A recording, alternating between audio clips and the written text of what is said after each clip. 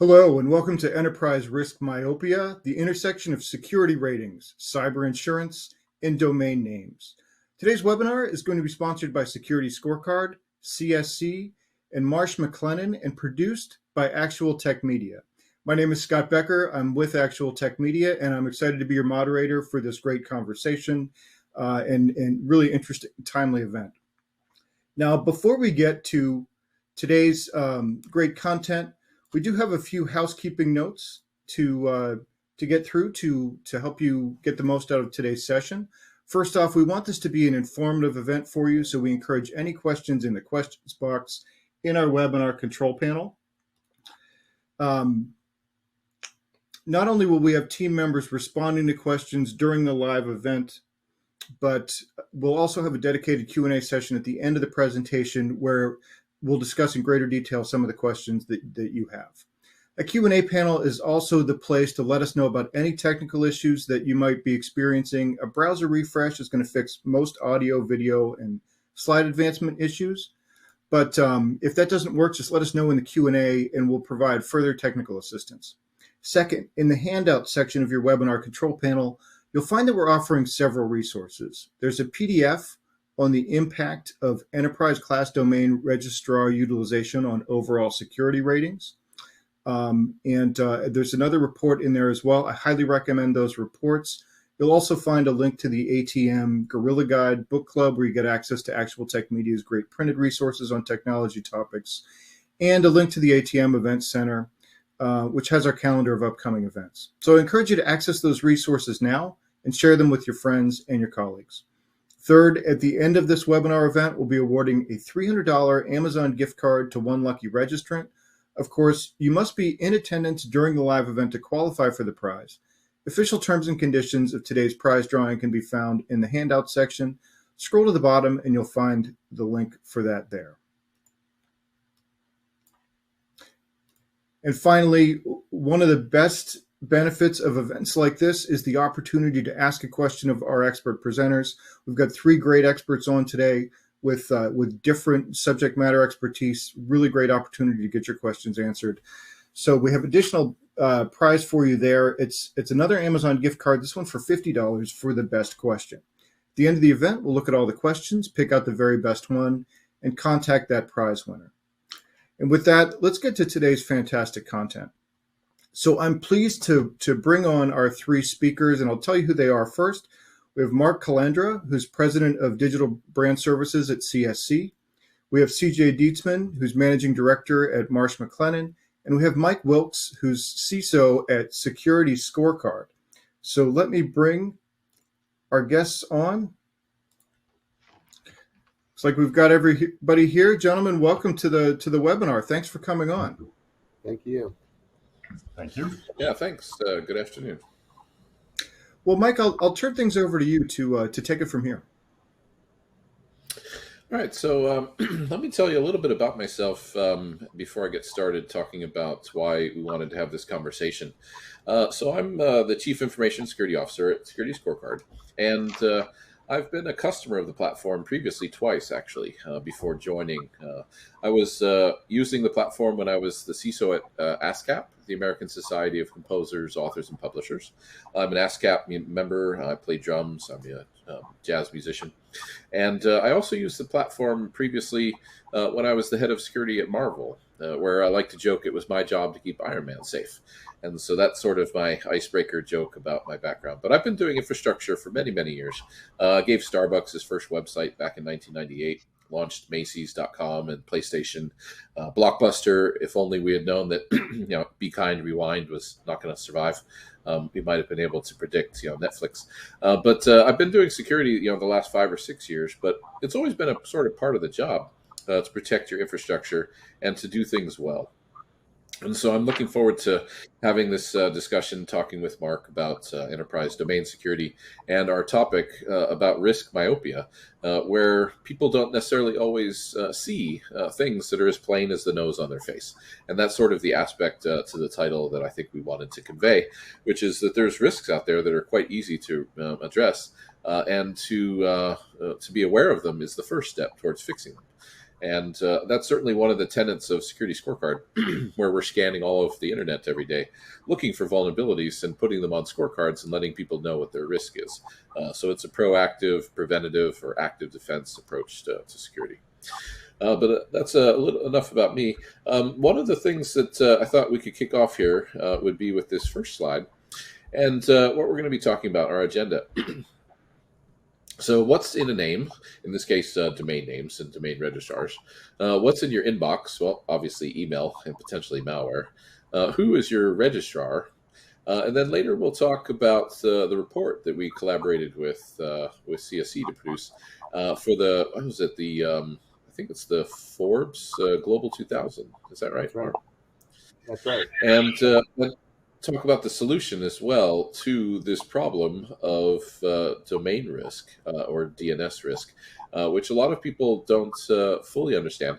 Even some of the folks that I spoke to in my company didn't understand the difference between a registrar and a DNS provider, and and how there can be different risks associated with those two different roles or jobs to be done. And then we'll finish with CJ's discussion about today's cyber risk environment from an insurance point of view. And I'm really happy to hear that insurance is taking up the mantle here and doing a better job of quantifying risk. And it's not just due to the, I think it was epic loss ratios for the last year or two, the top 20 cyber insurance providers. But just because when you go to the doctor, this is my analogy, when you go to the doctor, they measure your weight and your height and they calculate your BMI. And for many years, I think cyber insurance wasn't even doing that. They were just writing policy, for people. You need 5 million. Okay, you got 5 million. You need 10 million. Okay, you got 10 million. And as a person purchasing, cyber insurance, I would see the kinds of questions that were being asked, and it would move from no questions to a few questions, and then now the questions are starting to get better and better. And to have continuous monitoring, engaged in setting good policy and good premiums based on risk and risk indicators, I think it can only be for the betterment of the whole ecosystem. So moving forward to what's in a name. So everything on the internet is IP addresses, right? But humans don't have the ability to remember, any one of 4 billion IP addresses when browsing websites. And so we use DNS, right? The domain name system. And in terms of what's in a name, this is one of the factors I think that we wanted to point out. The whole system is organized into 5 regional internet registrars, and they basically chunk out who owns, which AS numbers, autonomous system numbers, and they're responsible for managing all of the different mappings, for names to IPs and vice versa within those regions. So you have Aaron, and you have LA Nick, and ARPA Nick, and what else? Right? I think Ripe is the one in Europe, right? But apart from that, you also have domain registrars. And so there's over 1,000 of them, actually. And these are all ICANN accredited domain registrars. And this is actually part of the problem that I see, is that there's just so many to choose from. And not all of them are doing a good job at maintaining your security posture for you. There are some fairly high-profile compromises of crypto infrastructure recently. A few $1 billion just happens to go missing one day because someone called up a registrar and socially engineered them into giving away, a change control, which changed the address of the wallet that was being used for the cryptocurrency. And suddenly all of that money is going into someone else's wallet. So this is a risk that, again, maybe is not visible to a lot of people, and we wanted to bring some attention to it. And so we're talking about, where does this risk sit for all of these businesses? Everyone has an internet presence and a domain registrar, and they have a domain name service provider, DNS. They may do it themselves, or they may outsource it to AWS or to some other third party to actually host the DNS services. But that's really part of the topic that we wanted to dive into a little bit. In addition to what's in a name, the domain name registry system has some important aspects, I think, for us to think about. And these are sort of the Venn diagram circles, I guess, that I was talking about just a moment ago. There's provisioning of DNS, which is the registry and the registrar. There's actually software that's used to provide DNS services, like ISC Bind, which is open source, or Microsoft's proprietary DNS, or third-party solutions like DNS firewalls from Infoblox and things like that. Then within the actual DNS protocol, you have the DNS services, which have namespaces and protocols, and this is where all the queries and responses happen. And this is where actually some denial of service attacks take place as well. Think about, the Yellow Pages is the equivalent, I guess, to looking up IP addresses and phone numbers or host names and IP addresses. If someone can't get at the Yellow Pages to look something up, then they can't call you. And so the same type of vulnerability exists if you don't have multiple DNS providers that are keeping you fault tolerant, for example. If they're being attacked with a denial of service attack, this could be nation state attacks, this could be script kiddies that are just doing it for the lulls. And so it's important to have fault tolerance and redundancy here. And of course, to have an enterprise class registrar that's helping you stay on top of some of these risks as well. So this next piece, what's in your inbox? Well, clearly, I think something like 92% of all breaches begin with a phishing email. And how can we make email more secure? How can we make our system more resilient to these attacks? Well, we can use some of the protocols that exist. SPF, Sender Policy Framework, DMARC, and DKIM. And it's surprising the number of people that have not actually configured these correctly or have not configured them at all. These are some of the factors that SecurityScorecard grades a domain on, for example. And we look up and see if there's a well-formed SPF record or if there's a DMARC present, or DKIM for signatures. And if you don't do these basics, then people can send emails and spoof and masquerade as you without the email clients and servers to verify whether or not this message is forged or not. And so these are basic things. These are not edge case kind of 0-day kind of mitigations and controls. And so I really think that our email security has a long way to go to get to shields up. Like we said, I think some of the stats will come up in a minute as to the number of organizations that fail to provide even domain locking, which stops a domain from being hijacked or stolen by someone. So these are some of the number one threat vector, of course, is phishing. And everything you should and can do to make email more secure, you should take those measures now. And it'll help improve your score on SecurityScorecard and other security ratings platforms. But it'll actually improve your security for real. It's not just gaming the system to get a good score. You should be doing these things because they provide proper mitigations against attacks. So who is your registrar? So this next question is a little bit about some of the breach risks that I wanted to point out in the last 2-3 years. August of 2019, attackers accessed 22 million records of network solutions. March of 2020, GoDaddy's customer support spearphished. Why do you go after customer support people? Well, because they're predispositioned to help people.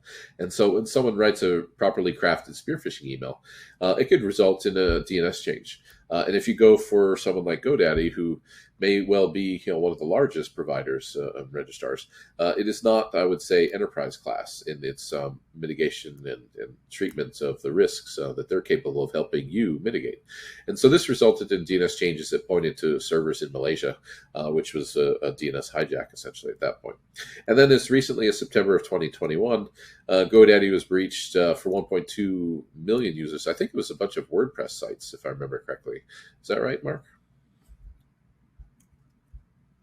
Correct. I'm sorry, I was on mute. Yeah. And so it's oftentimes, people are going and attacking something that is maybe not their primary business. And who knew that GoDaddy had 1.2 million, user accounts for hosted WordPress? I know I didn't. And let's see if I can hide this a little bit because the slide is kind of off screen here. And then, of course, there's the hijacking risk. In September of 2021, how do I hide this window? I don't know if I can. I may have to try to rearrange these slides. Let's see. How do I make that larger? Nope, not going to happen. Okay. Anyway, so in September of 21, there was I guess a bug that was related to a hijack, and not sure. I wish I could see that second slide, or the second half of the slide.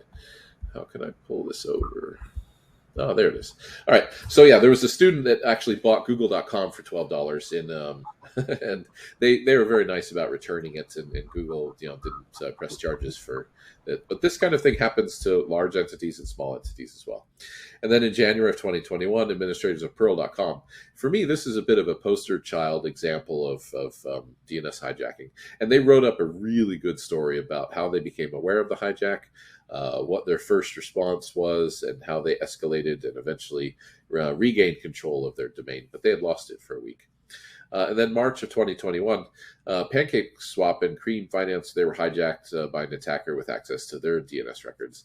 And I think that was part of the millions and billions that have been lost in crypto lately due to lack of maturity by the companies operating their websites themselves, but also some of that knock-on risk for the registrars being socially engineered.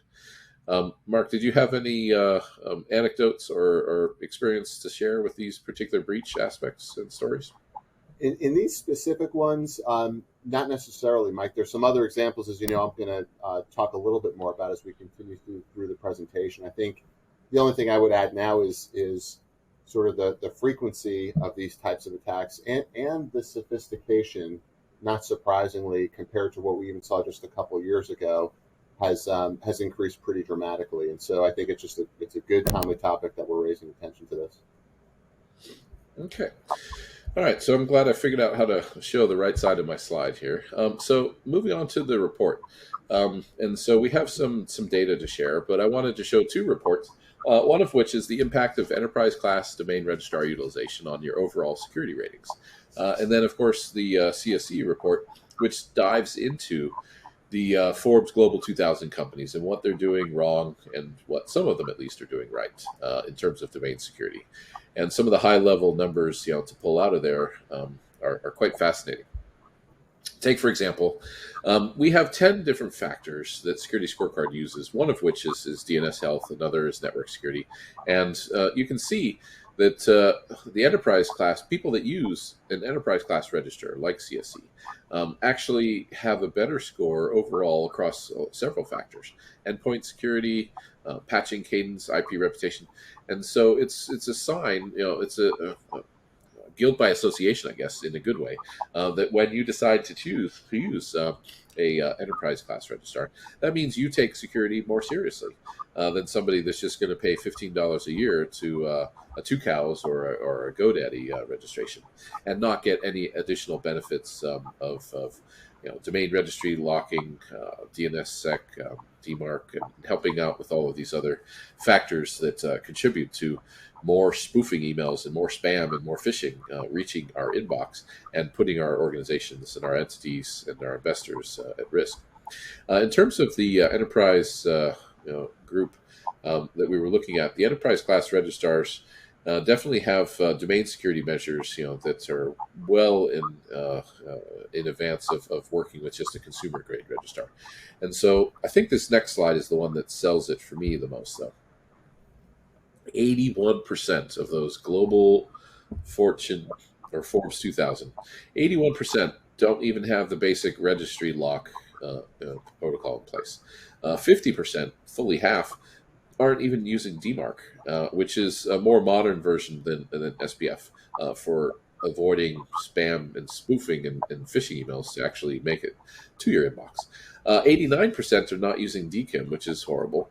And in terms of all the domains that are registered, one of the things that large organizations that are doing this for lots of companies, they can actually understand and see how many lookalike domains, or what are known as homoglyph domains, have been registered for your domain, and to help you be aware of them and potentially purchase them so that you can park them so that they can't be used in a phishing campaign with a lookalike.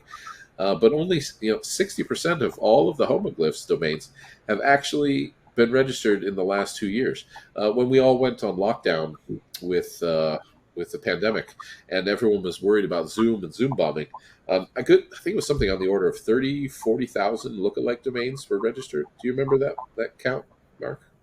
That's about right, Mike. That is what I recall. Yep. And so all sorts of people were getting invites to join Zoom calls. They didn't use Zoom previously because they worked in an office. And so the bad guys were innovating and pivoting quite quickly. And they registered a lot of these lookalike or homoglyph domains. And so that's a lot, right? That 60% of all of these domains were registered only in the last 2 years. So I think that was it as far as like sort of setting up some of the first part of the discussion.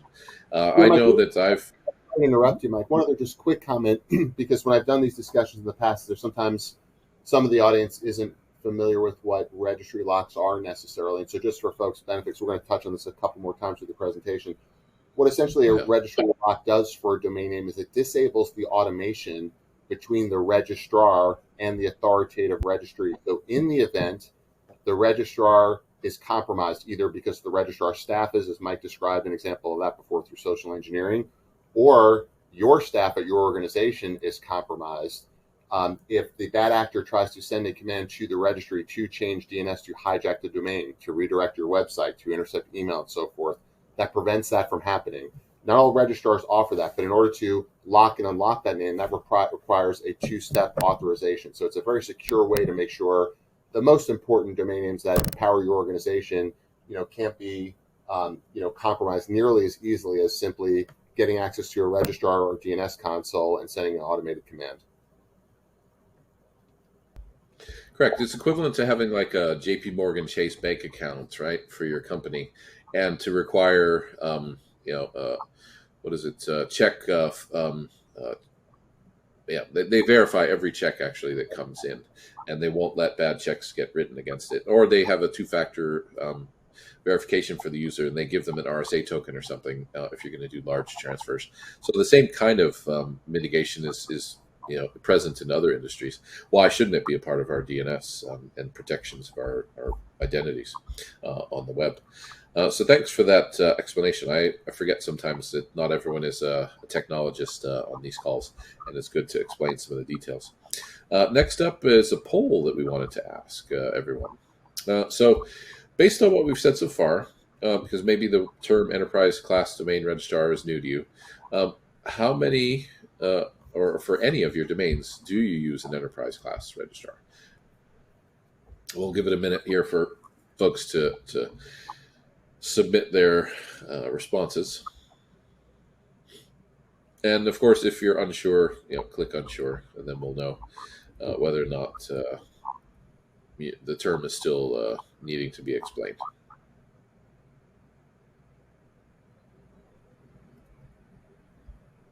Okay, so it looks like we've got, I can show you the poll results. I think that's the next slide. And so we have yes, 50%, no, 16%, and unsure, 33%.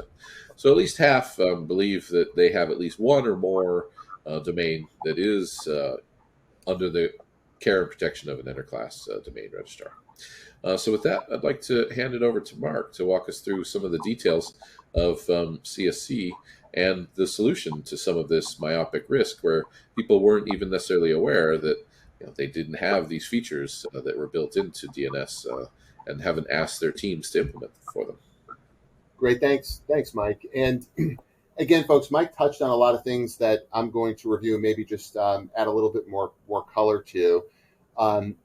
But just to, again, put a frame of reference around why we're talking about domain and DNS security in this conversation. It just continues to be, and the research we did on the Global 2000 to look at what their security posture is as it relates to domains and DNS, it continues to be overlooked and as a result exploited. And Mike gave some examples. I could provide 3 or 4 more slides like this of high-profile, prominent attacks that have happened over the last 3 or 4 years that in some cases were pretty damaging. You see the one on the top left where Wired talks about cyber spies hijacking internet domains of entire countries as a part of what they call a DNS espionage campaign. So these can become pretty damaging. The good news with this is there's a lot that can be done in a relatively clear and concrete and cost-effective way. But for those of you that aren't intimately familiar with the registrar and registry ecosystem and domain security, I try to explain it as sort of 2 sides of the same coin. And the first is this notion of working with a registrar and DNS provider that has the security experience and controls to make sure that to the greatest extent possible, your domains and your DNS that you have control over do not get compromised. That's the first portion of this. The second part is to have a program in place to rapidly identify malicious and suspicious domain names, and then use a variety of tactics and techniques to mitigate the impact and the damage that those can occur from a potential attack. And as you can see from the graphic here, if a bad actor gets access either to your legitimate domains and associated DNS, or registers a confusingly similar domain name, a homoglyph or something like that, that dupes the target, either your employees, your customers, or another constituent, there are so many different ways that they can use those domain names to cause damage. Obviously, they can launch phishing attacks. That can be associated with ransomware. They can create a clone website to collect credentials that lead to a breach, and so on and so forth. So that's why, again, we think this is one of those critically important topics. Mike has touched on this in terms of consumer grade and enterprise class registrars. Again, the thing to keep in mind here is there are literally thousands of consumer grade registrars out there. Essentially, you can go to their website and anybody with a credit card can register a domain name assuming it's available. There are literally in the world about 5 or so enterprise focused registrars, again, who only work with corporations. And there are some key differences that distinguish those two types of companies and why we think it's something that's important to consider in terms of who's going to manage your domain names and the associated DNS. I won't go through all of these. You can get a copy of the slides to look at that.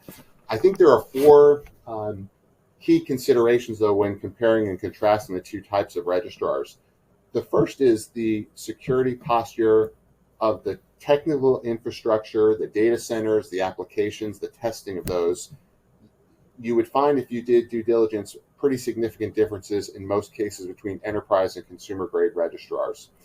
The second key difference, and I think this is overlooked but critically important, again, Mike touched on this before, is the operational controls that an enterprise class registrar puts in place as compared to a consumer grade registrar.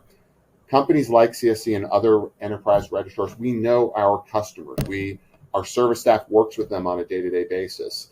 We're working with hundreds, if not several thousands customers. We're not working with hundreds of thousands, or in some cases, millions of customers in a phone bank model with ticketing systems. So it allows us to put in place certain processes and controls, which I won't go into a lot of detail here, but allow us to validate requests.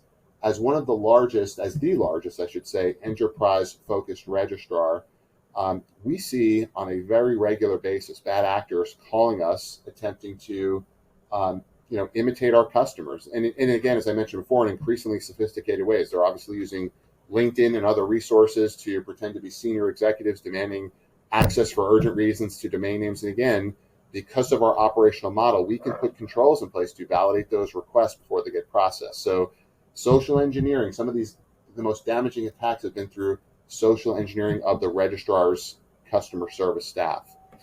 Another key difference is the breadth of solutions that an enterprise class registrar offers, the access and control to the domain and DNS console, the alerting, and so forth.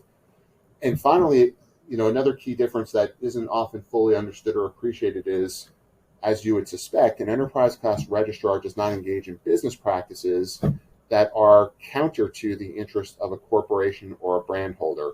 You might have noticed if you go to some of the popular consumer grade registrars, you can type in your company's domain name or one of the most popular domain names in the world, and they will rightfully come back and say that name is not available. However, they will sort of spin that name and make suggestions on variations of that name that are misspellings, that name with an associated brand term, maybe in a different domain extension. So we believe those practices contribute to cyber squatting and ultimately cybercrime. A lot of these organizations also have auction websites. So you not only can register names that contain corporate trademarks, but then you can put them on their auction site to resell them. And of course, the registrar gets a commission when those names are sold. So it's just a consideration when you understand, how this industry works and the choices that you have in the business practices that are associated with them. This is just a quick run through of what an enterprise class registrar can and quite frankly should be able to do to make sure your domains and DNS stay safe and protected. We advocate for, leveraging the principles of defense in depth and multi-layered security. I've talked a lot about, obviously, enterprise class providers and the benefits they offer, but some other things just to be thinking about. The first is secure access to the front door of your domain and DNS console using things like two-factor authentication. I would suggest if you learn that your current registrar does not offer that, you ask them to employ that, and if they can't, you consider a different option. An even better solution is a federated identity solution, so that when your staff leaves your organization and they're removed from your Active Directory, they can no longer get access to your domain management system and make modifications to your domain names. The second layer of this kind of protection is around controlling user permissions. An enterprise class registrar should give you a lot of flexibility and granularity in terms of the privileges you give your teams to access your domain names and what they should be able to do, from everything from read-only access to the ability to change DNS and zones for the most important domain names that power your company's website, email, and so forth. And then finally, an enterprise registrar should be able to, and CSC I think is led in many respects in this regard, with respect to applying advanced domain security features at the individual domain level. The first step in that, though, is identifying the vital domain names in your company's portfolio of domain names. And what we found is we work with many of the largest companies in the world who have thousands and sometimes tens of thousands of domain names. And understandably, no person at any given time can know all of the important domain names that are powering their business. Most were registered for defensive purposes, but that continually changes. So our technology continually watches the domain names that our customers have, look at attributes of those domain names, like the traffic. Is it being used now for email? Are there other attributes of the domain name that give us an indication that it's now doing something more important rather than just being registered for defensive purposes? And that would give you the visibility to say, okay, is this a name I should block now, or potentially apply DNSSEC, DMARC, and so forth to? To make a quick comment, this please, is not this is not material non-public information, but if you do a whois disneyplus.com, guess who comes back? CSC. While I was working at Marvel, I was watching CSC come in as the registrar of choice for a lot of the properties in the Disney empire, and this only makes sense, right?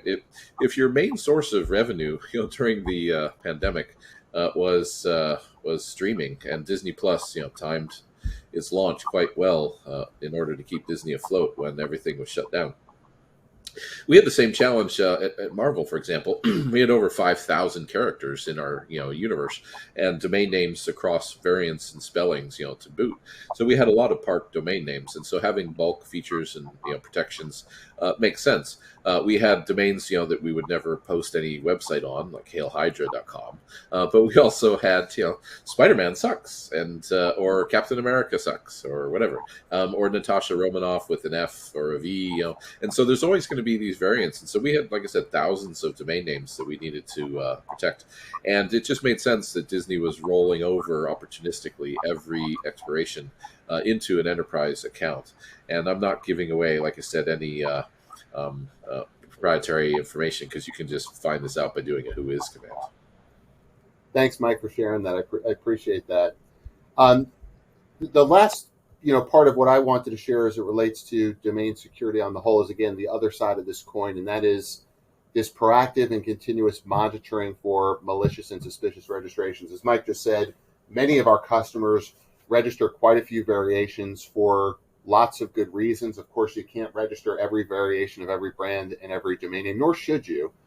However, it is more important than ever now that you employ a program to rapidly detect malicious and suspicious domain names. And as Mike pointed out in some research we did last year, we saw that over 60% of the names that are registered to third parties that contain brands of the Global 2000 were registered during the pandemic period. So this has always been a problem, but it has completely exploded since COVID has come about. Not surprisingly, right? There's been so much move towards a digital world, and obviously cybercrime has grown significantly as a result of that.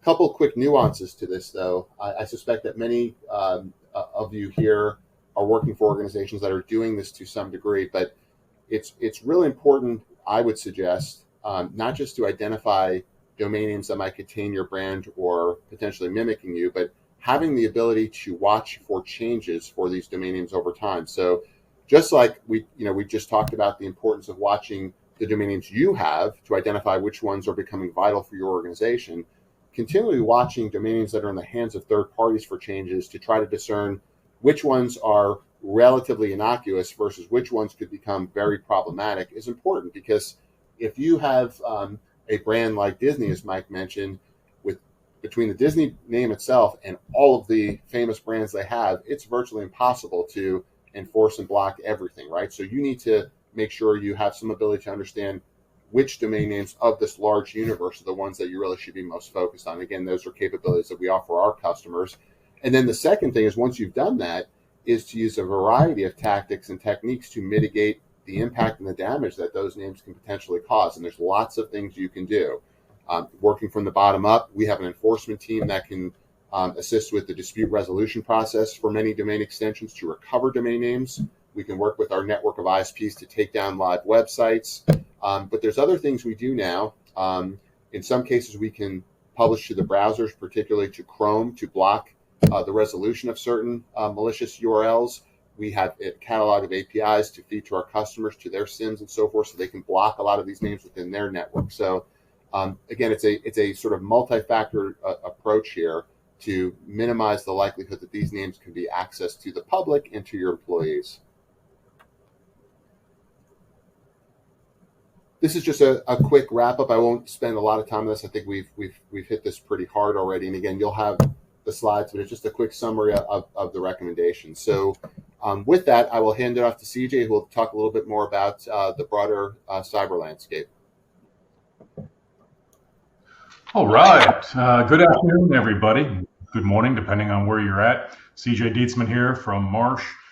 Thrilled to be talking to you guys today about some important topics. And what can I say that hasn't been said already by Mike and Mark? By the way, it looks like we're doing the polling, which is exciting. Live results here. Is your cyber insurance policy at risk? Interesting. No, we're not sure. The reality is, I'm going to tell you, my vote would probably be with the yeses. Let's talk about why that would be.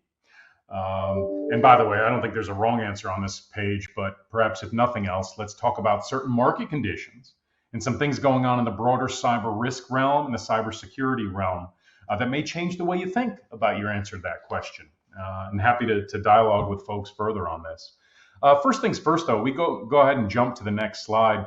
You know, just by way of background, we didn't really get a chance to do introductions, but I wanted to share, and you can go ahead and advance to the next slide. I've been a security architect, incident responder, and security practitioner, for that matter, for more years than I care to admit. But no, probably about 25 years now, growing up in technology and security. I've had the privilege and the pleasure the past few years to really work with clients intimately and closely to bridge that gap between security architecture controls and cyber insurability, which is kind of cool. And that's kind of what we're going to talk a bit about today. And I promise I'm not going to talk at you with slides. I think we've just absorbed a lot of really cool and interesting DNS risk and risk mitigation content. I just kind of want to capitalize on that and maybe bring it home with some discussions on what's going on in the realm of cyber insurance and how that's affected by some of the risks that Mike and Mark were talking about and what we can do about it. Let me also say, in the spirit of transparency, I'm not a cyber insurance broker. I just got done telling you I'm a cybersecurity practitioner that works very closely and very intimately with cyber brokers, risk managers, and CISOs to get organizations in a better position, not only to mitigate risks and threats, but to achieve their cyber insurability goals. So it's a really fun job, and it's an important dialogue. A couple things, guys, what I want to tell you about the cyber market conditions and cyber insurance is that no discussion about cyber insurance and cyber risk management in 2022 would be complete if we didn't talk about ransomware. You know, we don't often think about DNS risk when we talk about ransomware, but let's talk a bit about kind of what's transpired in the past few years. You know, a massive and significant uptick in ransomware claims over the past few years. You know, when you think about it, you know, cyber threat actors attacking organizations, leveraging various means. Ransomware has proved to be an effective attack mechanism for malicious actors, right? This is driving cyber incidents for organizations. They're having business disruption. This is spawning significant loss for the organization, business outage, disruption, legal cost, consulting costs, travel costs, compliance, regulatory costs, breach response cost, fill in the blank, cost and loss, resulting in claims. Think about the net impact to the cyber insurance market of the incredible, massive, significant, and material increase in cyber incidents, claims, and loss related to ransomware. Guys, that's had a material impact on the balance sheets of cyber insurers, and that's had massive and significant downstream effect on the broader cyber insurance market. Think about the contraction of the market based in reaction to that. Think about organization that, cyber insurers that look at, their approach to providing coverage and policies over the past few years and how broad they've fanned out 5, 6, 7 years ago, taking on these policies, and now they've effectively increased their risk. It was very difficult. None of us had a crystal ball to see what was going to happen in the ransomware realm and how significant and pervasive that risk and threat was. But, insurance companies are very competent, skilled, methodical, and thoughtful about how they model risk and how they consider threat activity.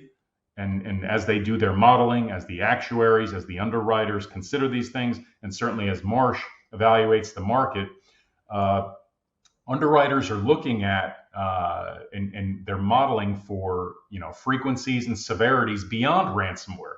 Lessons learned from ransomware, make no mistake, will continue to have an impact on the cyber insurance market. So, for example, when we talk about, let's talk about taking things for granted. I think this is an important concept. Where am I going with this? When you think about it, ransomware impacting an organization, if the organization has meaningful backups and has a plan to recover from significant operational disruption, then ransomware should potentially be a fairly insignificant event for the organization. But controls were taken for granted, perhaps. Many organizations have struggled to recover, for example, from a not terribly sophisticated ransomware attack. So when we look at that and we think about lessons learned, let's think about broader infrastructure. We were talking about distributed denial of service attacks, hijacking, vulnerabilities in infrastructure related to DNS. We were talking about these things 20 years ago. Haven't we solved the DNS riddle? Haven't we hardened and ensured that we have reasonable security for DNS? The answer for many organizations is no, they're not doing enough.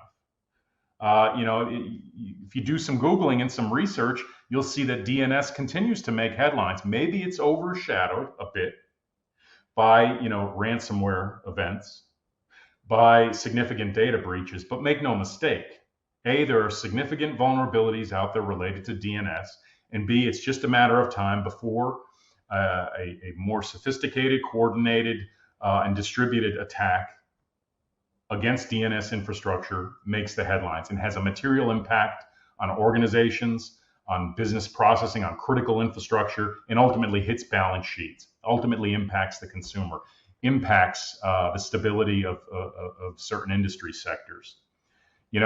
There are lessons to be learned from what's transpired in the ransomware realm in terms of how organizations prepare for that type of threat, that type of uptick in threat actor activity.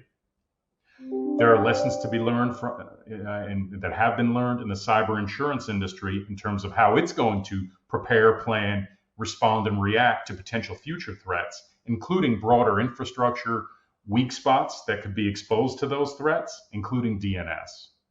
So I think, when we talk about systemic risk and aggregation, all of these things in the wake of the ransomware epidemic that the cyber insurance and the risk management industry has seen over the past few years, we need to take that into consideration, not only as we harden our controls against ransomware threat actors, but as we harden our infrastructure wing to wing against some of the, dare I say, longstanding, more classic threats that could be exploited. There's been a lot of resource, a lot of press, a lot of budget allocated towards ransomware threat actors. Let's not lose focus, lose sight of some of these other potential key soft spots that Mike and Mark talked about. And let's apply some of those best practices to make sure we're hardened and in an excellent position as we look at our cyber insurability. Let's go ahead and advance the slides. So actually, we can go ahead and advance one more time. So again, just a couple things I want to talk about here, folks, is that in the spirit of cyber readiness, is your cyber insurance at stake? I just talked a bit in terms of setting the stage and what's transpired the past few years. Think about it. Even if historically your organization has achieved its cyber insurance goals, the market has hardened significantly and continues to harden. What does that mean? That means that underwriters, insurers are continuing to look closer at your infrastructure and your controls. There was a time when cyber insurance applications were very short. They didn't go very deep. And organizations were getting policies, companies were getting the policies that they saw with not too much difficulty. Those days are gone. We've seen significant hardening.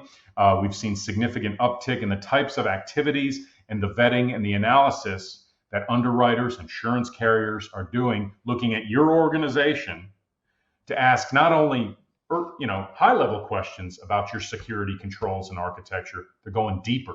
They're using tools like SecurityScorecard to say, you told us you have A, B, and C in place, but we're seeing B and C look kind of weak. And oh, by the way, D, E, and F are in trouble also. So what we're seeing is a shift towards more controls-based decision-making on the part of the insurance carriers and underwriters. What does that mean? They're going to look closer at you, folks. They're going to look closer at your security controls in the wake of, and I think it's important, context is everything, in the wake of the tremendous and significant impact that ransomware has had. Remember, we talked about incidents, we talked about loss, claims, and ultimately, who's that hitting? It's hitting the organization, but then downstream, it's hitting the insurance carriers. Of course, they're going to update their models, they're going to update their risk portfolios, and we're seeing that in the market. It's manifesting itself that organizations are looking at, and let's go ahead and advance the slides. I kind of want to fast track and wrap up here, but jump to slide 37 if you can. Carriers and underwriters are looking across the board at key controls that have a significant impact on mitigating the probability and the magnitude of cyber attacks for organizations. Now, no doubt there's heavy focus on those controls that map, dare I say, more directly to the ransomware threat, for example, because that's been so significant and material the past few years, and it still is, by the way. But if you think about it, if you look at this list, and you guys are going to get these slides, patch management and vulnerability management, is there relevance there in the context of DNS? You bet. Soft spots in your infrastructure, including DNS, can be exploited in the gaming industry, in the retail industry, in the manufacturing industry, in the e-commerce industry. Are you kidding me? Tremendous potential for business impact and disruption, depending on your industry sector, your technology profile, related to DNS soft spots. And again, we're talking about technology hardening. We're talking about service providers, third parties. We're talking about process, governance, architecture, wash, rinse, repeat. We've got to look at all of these things. Some of the things that Mark and Mike were talking about. We've got to leverage tools like SecurityScorecard to track these vulnerabilities, these blind spots. We've got to leverage the right partners like a CSC to help us get where we need to be from a reasonable and defensible security standpoint. And again, this slide is not intended to be a silver bullet, if you will, or an end-all solution to all things cyber risk management. Of course not.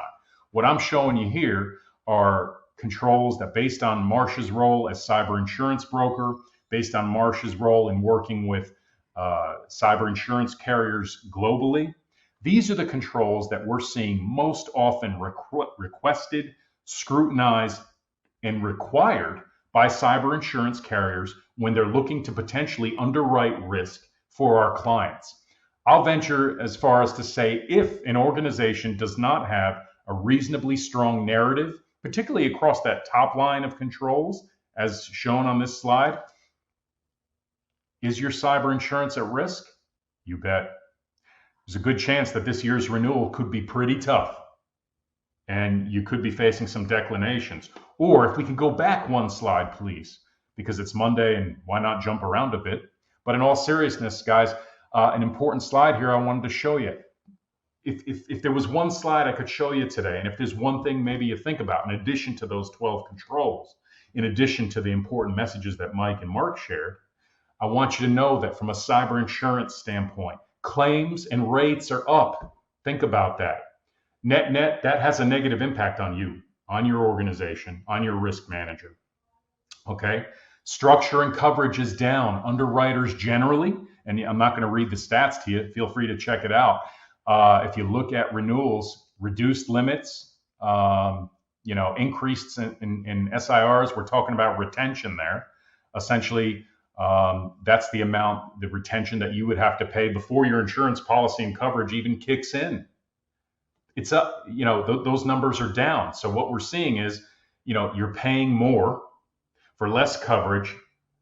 It's costing you more, you're getting less. You see where this is going, guys. And ultimately, underwriters are looking much more closely at controls. They're making hard decisions. They're scrutinizing organizations heavily. They want to see a reasonable and robust cybersecurity program. So many organizations have been kind of trying to catch up to address the key ransomware threat scenarios, etc. All good stuff. We've seen a lot of it. However, we can't stop there. We've got to maintain a level of rigor. We've got to be vigilant. We've got to keep looking within and across the organization for soft spots, for blind spots, whether it's DNS, something we've taken for granted maybe too long, or other areas of infrastructure. We've got to monitor, we've got to analyze, we've got to remediate, wash, rinse, repeat. So those are a few key messages I wanted to share, setting the stage a bit. Hopefully that was helpful, what's going on in the cyber insurance market and why controls are so important right now. Okay, that was great, CJ. Really interesting stuff there, and I've brought everybody back on for some Q&A. And I guess as we get into these audience questions, I did want to ask, Mike, you mentioned that when you're scoring companies on security, they score higher for using enterprise registrars, and I'm just wondering, how does that bump compare to sort of other single steps that people can take? It seems like it's a fairly big one. It is. And I think that one of the strange, of course, lessons to be learned by analyzing all of the breaches and all of the vulnerabilities that we see scanning, the internet every day, is that, you need to reduce your attack surface, right? That's the largest takeaway. If you have 1 million IP addresses and you're a university, you're going to have a lot of vulnerabilities, right? You're going to have professors that are running MySQL servers on internet-facing ports, and intellectual property theft. People are coming in and hijacking those databases on machine learning algorithms and things like that. And so really minimization of your attack surface is really important, but also just being aware of it. I think, like I said, maybe I didn't mention it here, I like to think of there being 3 A's, awareness, acceptance, and then action. And so when you have awareness, you need to know this is your risk, this is your attack surface, and this is what the insurance companies are looking at. These are what the bad guys are looking at. Why shouldn't you be able to see both of those things? And then, of course, you have to accept the legitimacy of what you've observed. And some people don't do that. Some people actually put their head back in the sand and say, I don't want to know about this, right? Certain lawyers I've heard of actually in some companies ask their security teams to actually destroy their risk assessments documents and say, if I know about it, then I'm culpable for fixing it, which is kind of antithetical, I think, to the mission of InfoSec. And then action, right? You can't just worry about it and be aware of it and accept the validity of it. You have to actually take steps to change things and fix things. And that's where we have score planner buttons where you can figure out how to get from a B to an A. And we have some new tools coming into our portfolio as well this quarter that are helping with auto vendor detection, with cyber risk quantification, to help people understand the economic improvement of mitigating, one whole score grade, from a B to an A or from a C to a B. And that's helpful for getting the budget you need from the board of directors. Great. Hey, this next question is for CJ. Wondering how big of a difference does registrar quality have for cyber insurance rates and coverage? It's an interesting question. And first things first, I'm going to full transparency, right? Perhaps difficult to quantify, and give you a precise answer on that. What I'll say generally, the way I look at it is, right now, the trend. Let me make this analogy. There was a time when, cyber insurance carriers were asking, for example, do you have MFA? Yes, no. Do you have EDR? Yes, no. What we're seeing now, the past few months, the past year or so, they're going deeper and saying, okay, what MFA or EDR solution, for example, key security controls, have you implemented? What vendor? To what extent have you implemented it? Can you give us some perspective on the architecture? So again, they're going deeper. They're also doing verification of certain controls. I mentioned using SecurityScorecard. I would expect, if I had a crystal ball that I don't have, but as I look forward and I kind of watch, what's going on right now with threat activity, breach, loss, you can sort of follow that model or expect that model to continue, where right now there's been heavy focus on some of those controls I mentioned. As cyber threat actors continue to pivot in response to better controls, for example, they're going to look for other soft spots in the organization.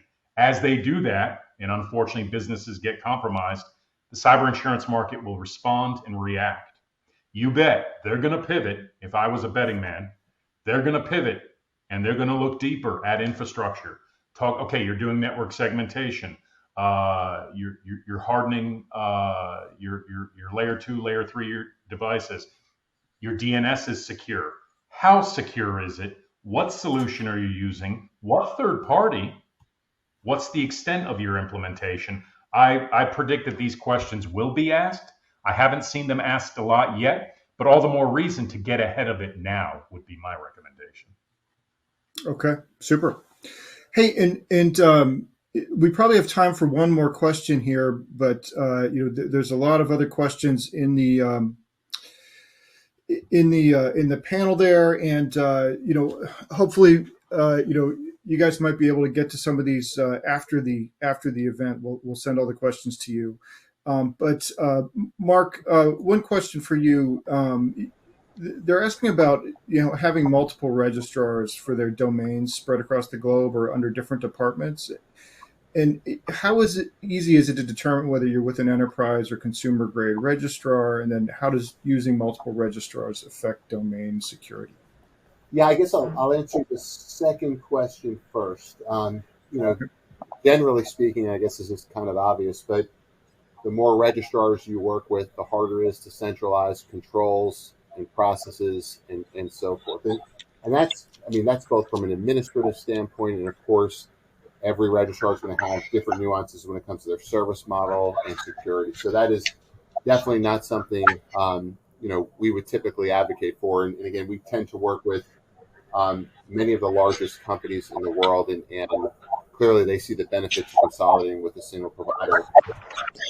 When trying to ascertain whether or not you're working with a consumer grade versus an enterprise class registrar, as I mentioned, there's really just a handful of enterprise registrars. If you don't have a dedicated single point of contact for both day-to-day requests and escalated issues as those arise, if you don't have things like flexible invoicing, the security controls to organize your portfolio and put the permissioning and those things that I walked through on the slide that kind of look at step-by-step what an enterprise class provider should, you could probably benefit by looking at alternatives. Yeah, I would offer the quick distinction real quick is that if you do the who is on disneyplus.com, you'll see that CSC, right, is the registrar, but you'll see that the actual DNS provider, one of them is set up as Ultra DNS and another one is set up as NS1. That's where you need the fault tolerance and the redundancy and to have multiple, so that one of them can be attacked, go offline, and your DNS still works.